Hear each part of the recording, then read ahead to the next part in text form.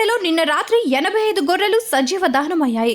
వివరాల్లోకి వెళ్తే ఆలగడ్డ తాలూకా మిట్టపల్లికి చెందిన కృష్ణయ్య అనే వ్యక్తి గొర్రెలను మేపే క్రమంలో ఆలగడ్డ సమీపంలోని పెద్ద కందుకూరు వెళ్లే రోడ్డులో ఉన్న ఖాళీ స్థలంలో ఉన్న తన గుడిసెలో గొర్రెలకి దోమలు కుట్టకుండా పొగ పెట్టాడు.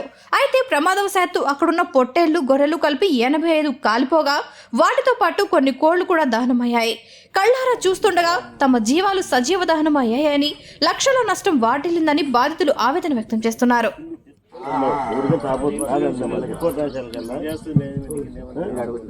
గుళ్ళు ఉన్నాయని తెల్లాలి కదా, వాళ్ళు ఉన్నారు అడగడంలే.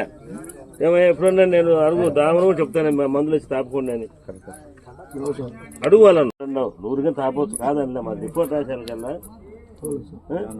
నీ గుళ్ళు ఉన్నాయని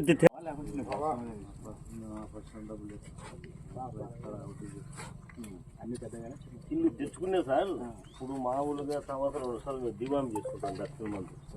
ఇప్పుడు టౌన్లు ఉండాలి ఆ యొక్క రికార్డు కూడా అంటే మందులు ఇచ్చుకుని అంటున్నారు. మనము అన్ని బేస్ కదా. ఇప్పుడు మాకు మొత్తము మళ్ళా పసుగా వస్తుంది. నాకు టౌన్లు ఉన్నాయి. నేను 10 years పనిచేసి చాలా సార్. ఇప్పుడు ఈ టౌన్ లో 3000 గుళ్ళు ఉన్నాయి. వాళ్ళ పేర్లన్నీ కూడా చెప్తాం. అడిగిన వస్తాయి మనం చేస్తాం సార్. దాని కాదు, తెలిసి తెలియకపోవచ్చు. ఈయన రంగం పడాలి, వాళ్ళందరూ చూస్తాం పెట్టేది. మనం కూడా చూస్తాం ఇంకోటి ఇవన్నీ మనము కట్టుకుని లేదు, పని అయిపోతుంది కదా. ఆ విషయం చెప్తారు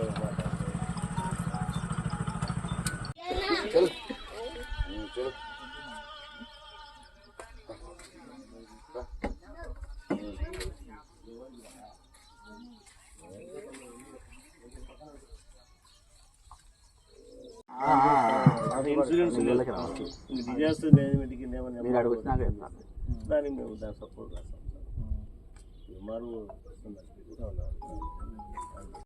నూరుగా తాపవచ్చు కాదనిలే, మా రిపోర్ట్ రాశాను కల్లా నీ గుళ్ళు ఉన్నాయని తెల్లాలి కదా, వాళ్ళు ఉన్నారు అడగడంలే.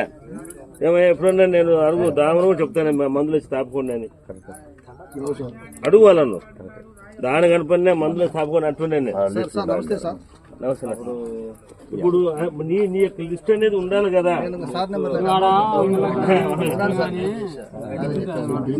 చేస్తాం అదేని కాదు, మనం ప్రూఫ్ అనేది. ఇప్పుడు ఆయన అడగం ఎందుకంటే 8919